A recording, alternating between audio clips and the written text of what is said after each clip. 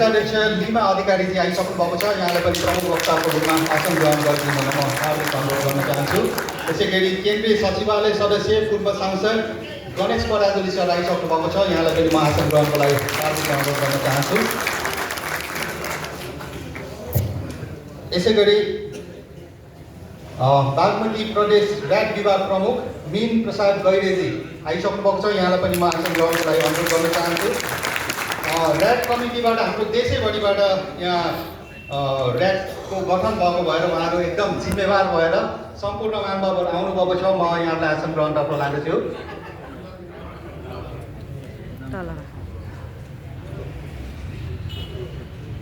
ऱ्याटको केन्द्रीय विभाग प्रमुखजी आइसक्नु भएको छ, आशिष थापाजी। कृपया अगाडि आएर आसन ग्रहण गरिदिनु होला। प्लिज सरी म ऱ्याट विभागको संयोजक र विभाग प्रमुख रामचन्द्र अधिकारी सर हुनुहुन्छ। यहाँलाई पनि म अगाडि आसन ग्रहणको लागि अनुरोध गर्न चाहन्छु। त्यसै गरी गण्डकी प्रदेश प्रमुख गण्डकी प्रदेश संयोजक तथा विभाग सदस्य प्रदीप सापकोटा सर, यहाँलाई पनि म आसन ग्रहणको लागि अनुरोध गर्न चाहन्छु। मध्य प्रदेशको नेतृत्व गरिरहनुभएका संयोजक हुनुहुन्छ धीरेन्द्र रिजालजी, यहाँलाई पनि म आसन ग्रहणको लागि हार्दिक अनुरोध गर्न चाहन्छु।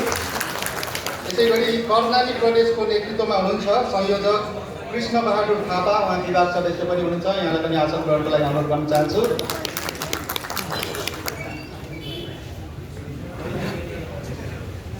कोशी प्रदेशको संयोजक हुनुहुन्छ सुजन देवकोटाजी, यहाँलाई पनि म आसन ग्रहणको लागि अनुरोध गर्न चाहन्छु। यसै गरी सुदूरपश्चिमका संयोजक तथा विभाग सदस्य हुनुहुन्छ कुमार श्रेष्ठ, यहाँलाई पनि म आसन ग्रहणको लागि अनुरोध गर्न चाहन्छु। आसन ग्रहणलाई म पुनः जोड्न गइरहेको छु। बागमती प्रदेशका उपसभापति दिनेश हुमागाई सर आउनुभएको मैले खबर पाएको छु। यहाँलाई पनि आसन ग्रहणको लागि अनुरोध गर्न चाहन्छु। त्यसै गरी बागमती प्रदेश प्रवक्ता उत्सव बरियाल सर यहाँ पनि उपस्थित भइसकेको जानकारी पाएको छु। यहाँलाई पनि म आसन ग्रहणको लागि अनुरोध गर्न चाहन्छु। यसै गरी आसन ग्रहणलाई जोड्ने क्रममा म केन्द्रबाट साथीहरू आउनुभएको छ भने कृपया नाम उपलब्ध गराउन म अनुरोध पनि गर्न चाहन्छु। र अहिले आसन ग्रहणको क्रममा यो 79 सालको निर्वाचनमा भक्तपुर जिल्लामा घन्टीको झन्डा बोकेर घन्टीलाई चिनाएर भक्तपुरको सङ्गठनको सुरुवातमा लाग्नुहुने प्रत्यक्ष दलका उम्मेदवार युवा नेता हामी सबैको प्रिय साजन विश्वकर्माजीलाई म आसन ग्रहणको लागि अनुरोध गर्न चाहन्छु। त्यसै गरी हाम्रा पार्टीको प्रदेश सङ्गठन विभागको उपप्रमुख उपेन्द्र केसी दाईलाई पनि म आसन ग्रहणको लागि अनुरोध गर्न चाहन्छु।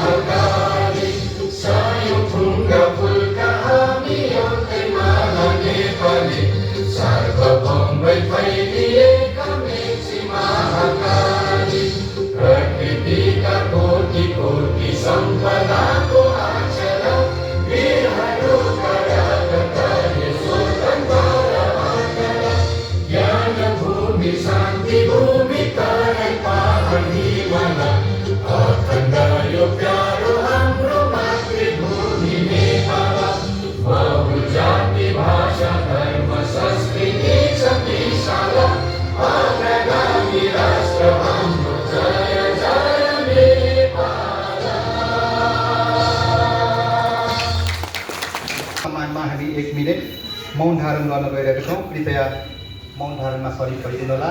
1 मिनटको लागि हामी सम्पूर्णले उहाँलाई सम्झेर राष्ट्रप्रति उहाँहरूको योगदानको हामीले कदर गर्दै मौन धारणमा सहभागी भइदिनु अनुरोध गर्न चाहन्छु। सुरु।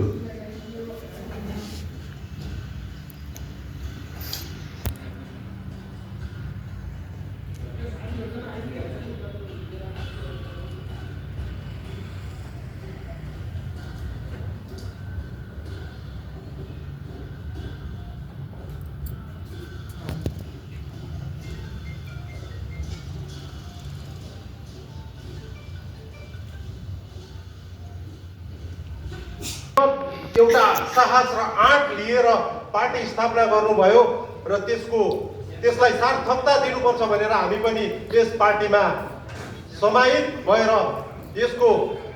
देशको प्रति हामी यो लडाइँलाई जित्ने जुन हामीले प्रण गरेका छौँ र यो राष्ट्रिय स्वतन्त्र पार्टीलाई अगाडि बढाउनुपर्छ र अबको यो निर्विकल्प हामी राष्ट्रिय स्वतन्त्र पार्टी मात्रै रहनुपर्छ भनेर हामीले यो हाम्रो अभियान चलाएका छौँ र अब राष्ट्रिय स्वतन्त्र पार्टीमा अहिले जुन भइराखेको विशेष गरी हामीले आज भक्तपुरमा यो कार्यक्रम गर्नुको उद्देश्य हाम्रो प्रमुख सचेतकज्यू सन्तोष परियारज्यू जुन पार्टीमा हुनुहुन्थ्यो उहाँले छोडे पछाडि उहाँले राजीनामा दिए पछाडि हामी भक्तपुरमा हाम्रो अहिलेको पोजिसन के छ भन्ने कुरामा सङ्गठनलाई केन्द्रलाई सबैलाई यो जानकारी दिनको लागि हामीले यो कार्यक्रम आयोजना गरेको राष्ट्रिय स्वतन्त्र पार्टीको प्रमुख सचेतक रहँदाखेरि हिजो हामीले 79 को चुनावमा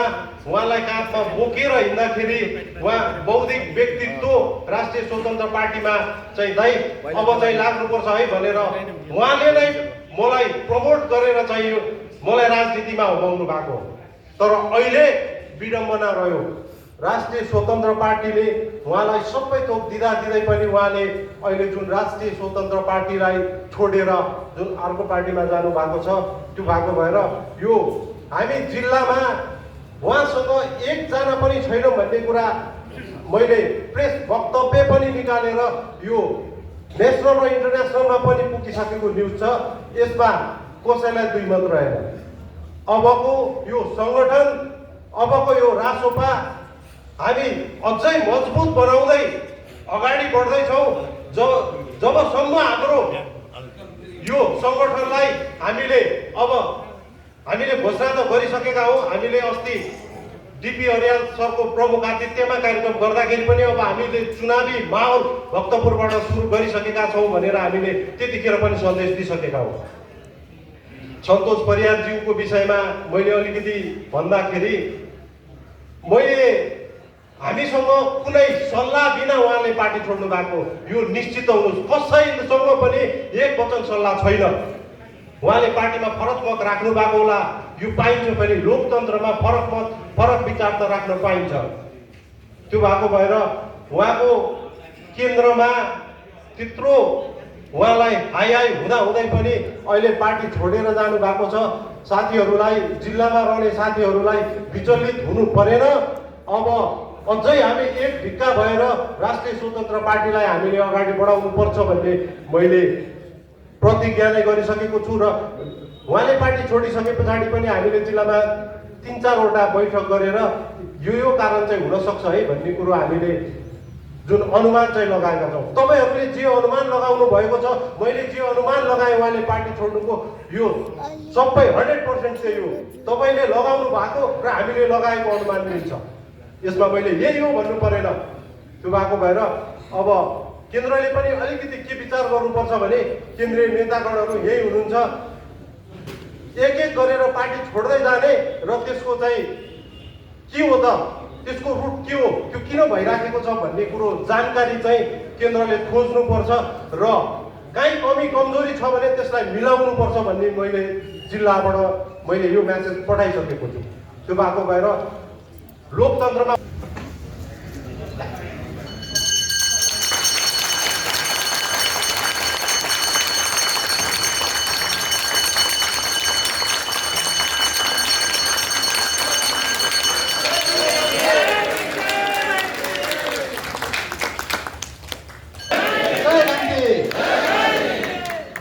यो आवाज गाउँ यहाँको पनि यहाँ कार्यक्रममा उपस्थिति मैले पाइसकेका छु कृपया अगाडि आइदिनु होला हिरा काजी मानन्दरजी यहाँलाई पनि म अगाडि आउनु अनुरोध गर्न चाहन्छु हिरा काजीजी